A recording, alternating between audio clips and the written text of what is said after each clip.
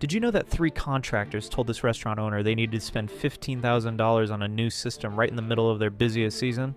I got called out last week because their dining room felt like an oven. Customers were leaving, staff was miserable, and everyone said the rooftop unit was done for. The owner was panicking because replacing it would mean shutting down for weeks during summer rush. Instead of jumping to replacement, I used something called the ACF flush process to restore the system's efficiency. Within hours, that dining room went from stuffy and hot to perfectly comfortable. The system that was running non-stop before started cycling normally. The owner called me a month later saying their electric bill dropped so much they thought the meter was broken. They made it through their entire summer season without missing a single day of service.